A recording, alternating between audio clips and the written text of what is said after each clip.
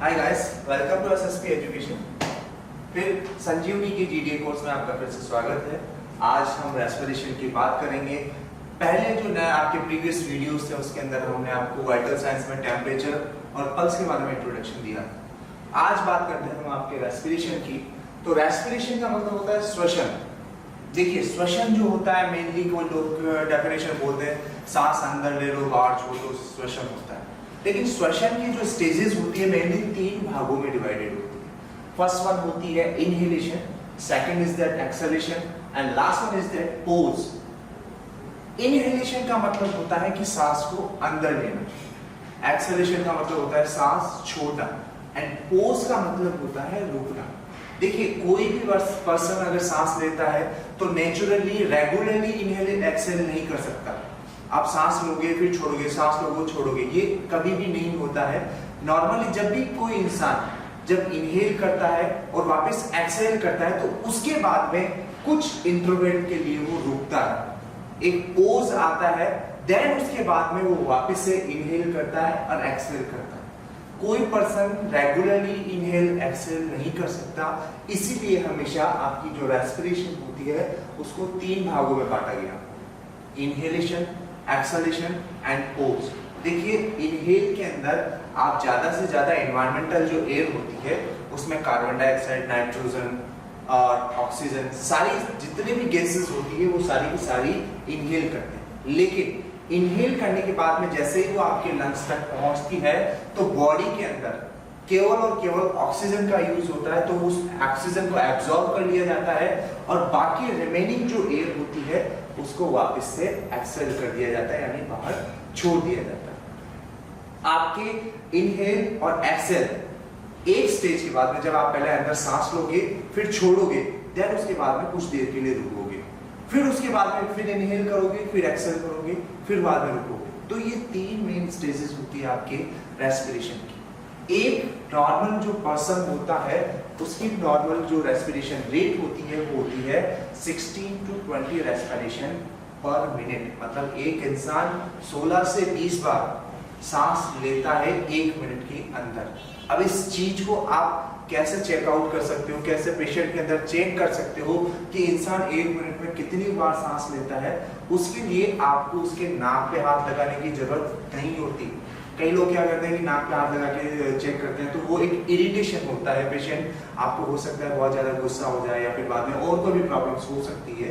Simple method होता है किसी की भी रेस्पिरेशन चेक करने का कि अगर पेशेंट लाइंग पोजीशन में मतलब लेटे हुए है तो उस टाइम पे केवल और केवल उसके चेस्ट को आपको मूवमेंट देखना होता है। जब भी कोई इंसान सांस लेता है तो या तो उसका चेस्ट मूवमेंट करता है या फिर बाद में उसका एब्डोमेन यानी उसका पेट। तो आपको या तो चेस्ट पे ध्यान रखना है या एब्डोमेन पे।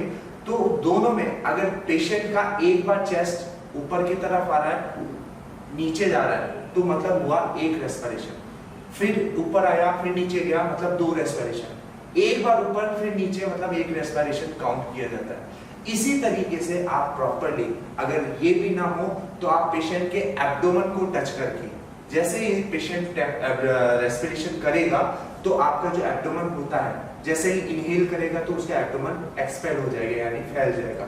फिर बाद में जैसे ही वो एक्सहेल करेगा यानी हवा वापस छोड़ेगा तो जो उसके पेट होता है वो वापस से पिचक जाएगा या फिर बाद में स्क्वीज हो जाएगा। तो मेन यही चीजें हैं। आपको जब भी रेस्पिरेशन अगर किसी पेशेंट की चेक करनी हो तो उसके एब्डोमेन या फिर बाद में चेस्ट के मूवमेंट को देखना पड़ता है। नॉर्मल जो वॉल्यूम मैंने आपको बताया वो बताया आपको 16 to 20। और आपको अगर चेक करना हो तो हमेशा केवल और केवल चेस्ट और एब्डोमेन, जो पेशेंट का एब्डोमेन और चेस्ट होता है उसके मूवमेंट्स को ही देखना होता है। बस इतना याद रखिए, पेशेंट को इरिटेशन ना हो, इस चीज का आपको ज्यादा से ज्यादा ध्यान रखना। तो बेसिकली मैंने आपको बताया कि रेस्पिरेशन जो होता है उसको 3 स्टेजेस में बांटा गया, inhalation, exhalation and pause. Normal value आपकी 16 to 20 respiration per minute. Respiration check करने के लिए आपको चेस्ट और एब्डोमेन की मूवमेंट्स को देखना पड़ता है। ये था आपका नॉर्मली आपका इसका इंट्रोडक्शन। अब हम बात करते हैं एब्नॉर्मलिटी, मतलब कि अगर पेशेंट की सांस ज्यादा हो जाए या कम हो जाए तो उस चीज में हम क्या बोलते हैं।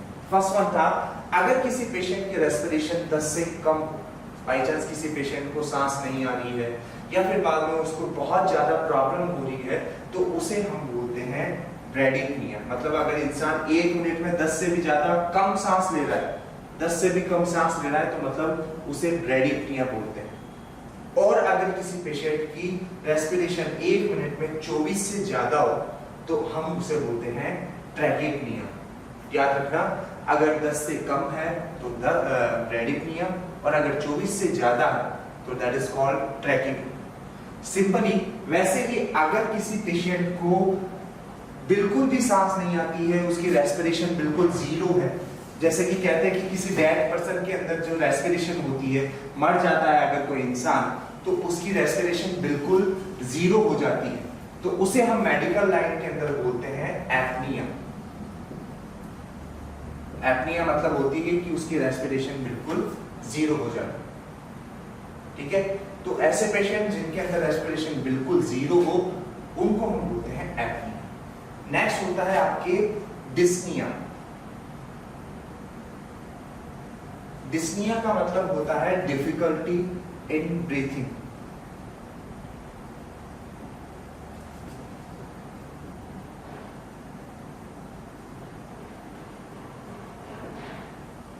यानी सांस लेने के अंदर तकलीफ होना।